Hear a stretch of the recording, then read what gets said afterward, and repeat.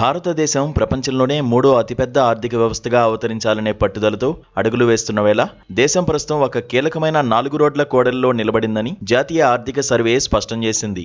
ఒకవైపు అపారమైన వృద్ధి అవకాశాలు కనిపిస్తుండగా మరోవైపు అంతర్జాతీయ పరిణామాలు ముప్పుగా పరిణమించే ప్రమాదం ఉందని సర్వే అభిప్రాయపడింది. ముఖ్యంగా ప్రపంచాన్ని ఊపేస్తున్న కృత్రిమ మేధ విప్లవం భారత్కు ఒక గొప్ప వరంగా మారే అవకాశం ఉందని, అమెరికా తర్వాత అత్యధిక సంఖ్యలో ఏఐ అక్షరాస్యులు ఉన్న దేశం మనదేనని విశ్లేషించింది. ఈ సాంకేతికతను సమర్థవంతంగా అందిపుచ్చుకుంటే దేశ స్థూల జాతీయోత్పత్తి ఊహించని స్థాయికి చేరుకుంటుందని సర్వే అంచనా వేస్తోంది. అయితే అంతర్జాతీయంగా బడా కంపెనీలు ఏఐ రంగంలో లక్షల కోట్ల డాలర్ల పెట్టుబడులు కుమ్మరించడం వల్ల మార్కెట్లో ఒక రకమైన అనిశ్చితి నెలకొంది. ఈ భారీ పెట్టుబడులు గనక ఆశించిన ఫలితాలను ఇవ్వకపోతే 2008 నాటి ప్రపంచ ఆర్థిక సంక్షోభం వంటి పరిస్థితులు మళ్లీ తలెత్తే ప్రమాదం ఉందని ఆర్థిక నిపుణులు ఆందోళన వ్యక్తం చేస్తున్నారు.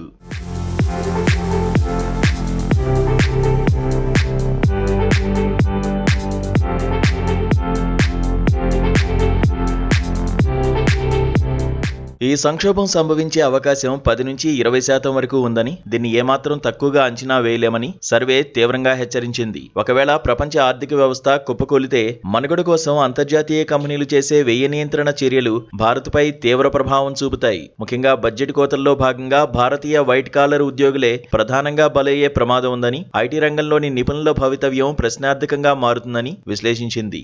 ఏఐ ప్రభావం మొదలైన 2022 నుంచే ఇప్పటికే సాధారణ రొటీన్ ఉద్యోగాల్లో కోతలు ప్రారంభమయ్యాయని, రాబోయే రోజుల్లో ఈ తీవ్రత మరింత పెరిగే అవకాశం ఉందని సర్వే అప్రమత్తం చేసింది. ఈ విపత్కర పరిస్థితులను ఎదుర్కోవడానికి కేంద్ర ప్రభుత్వం వెంటనే ఒక ఏఐ ఆర్థిక మండలిని ఏర్పాటు చేయాల్సిన అవసరం ఉందని సూచించింది. దేశంలోని మేధో సంపత్తిని మరియు ఉద్యోగాలను కాపాడుకోవడానికి ప్రత్యామ్నాయ మార్గాలను అన్వేషించడమే ఈ మండలి ప్రధాన లక్ష్యంగా ఉండాలని పిలుపునిచ్చింది.